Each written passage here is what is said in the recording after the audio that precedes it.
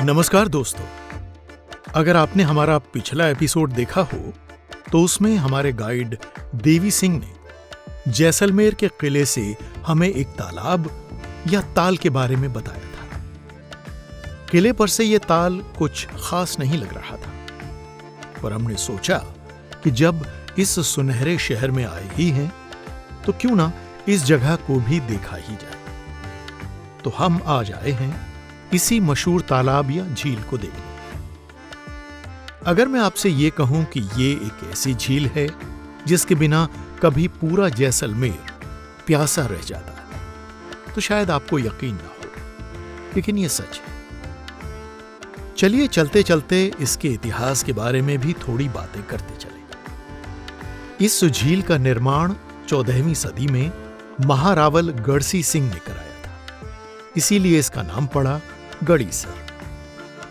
उस समय जैसलमेर में कोई नदी तो थी नहीं, तो बरसात का पानी ही जीवन था।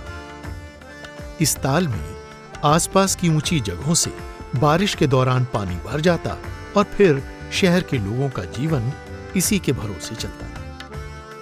तो इस तरह गढ़ीसर झील सिर्फ एक तालाब नहीं थी, बल्कि पूरे शहर की लाइफलाइन थी।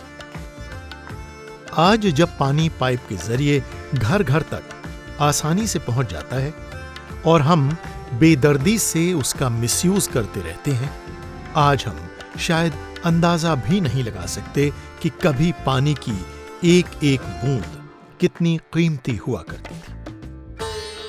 इस झील के चारों तरफ बने घाट, छोटे छोटे मंदिर, छतरियां और खूबसूरत मंडप इसे किसी चित्रकार की कल्पना जैसा बना देते हैं। यहां हर इमारत पीले पत्थर से बनी।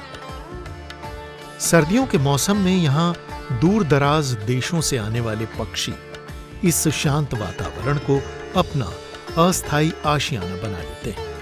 इसलिए ये जगह सिर्फ इतिहास के प्रेमियों के लिए ही नहीं, बल्कि पक्षी प्रेमियों और फोटोग्राफर्स के लिए भी शानदार है। गढ़ीसर झील का सबसे खूबसूरत अनुभव है यहां किसी घाट की सीढ़ियों पर आराम से बैठ जाना, पानी को देखते रहना, धीमे धीमे बहती हवा को महसूस करना और ये कल्पना करना कि करीब 700 साल पहले यहां का नजारा कैसा रहा होगा। शायद कोई व्यापारी अपने ऊंटों के साथ पानी भर रहा होगा, कोई राजपूत सैनिक अपनी तलवार कमर में लगाए पहरा दे रहा होगा और दूर किसी मंदिर से घंटियों की आवाज हवा में घुल रही है। इतिहास की यही खूबसूरती है, वो दिखाई नहीं देता, लेकिन महसूस जरूर होता है।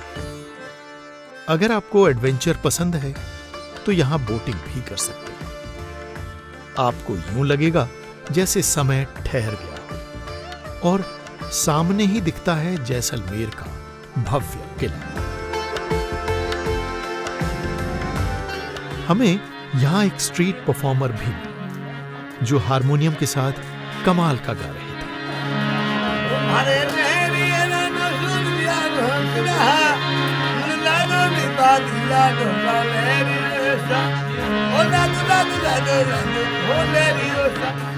मैंने राजस्थान के कई गांव शहरों में स्थानीय लोगों को गाते सुना है और हर बार ऐसा लगा है कि अगर इन लोगों को कोई स्टूडियो हायर करके इनकी एल्बम निकाले तो ये लोग बड़े और मशहूर कलाकारों की छुट्टी कर सकते हैं।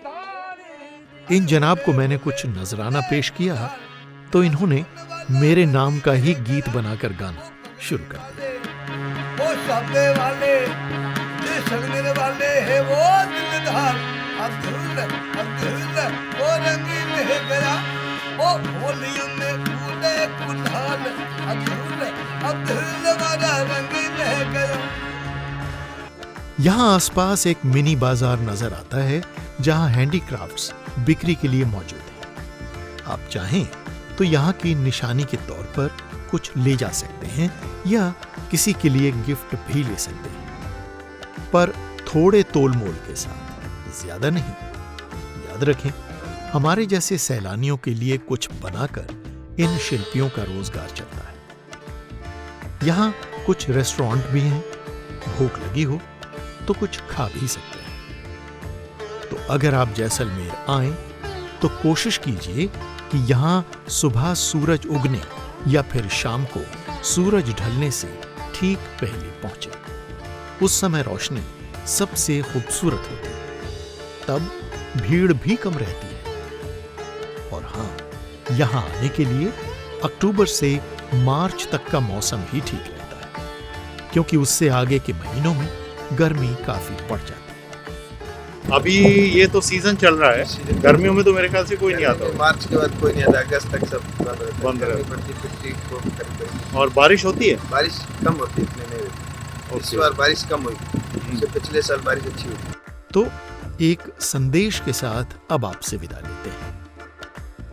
गढ़ीसर झील हमें इतिहास के साथ साथ पानी की अहमियत की भी याद दिलाती है। ये बताती है कि दूरदर्शी शासक सिर्फ किले नहीं बनवाते, वो आने वाली पीढ़ियों के लिए जीवन संजोकर भी जाते हैं। शायद इसी वजह से 700 साल बाद भी गढ़ीसर झील सिर्फ एक टूरिस्ट स्पॉट नहीं, बल्कि जैसलमेर की आत्मा मानी जाती है। अगर आपको ये यात्रा पसंद आई हो तो इस वीडियो को लाइक कीजिए, अपने दोस्तों के साथ शेयर कीजिए, कमेंट कीजिए। तो मैं फिर मिलूंगा भारत की किसी और अनोखी, कम चर्चित और कमाल की जगह पर। तब तक के लिए नमस्कार।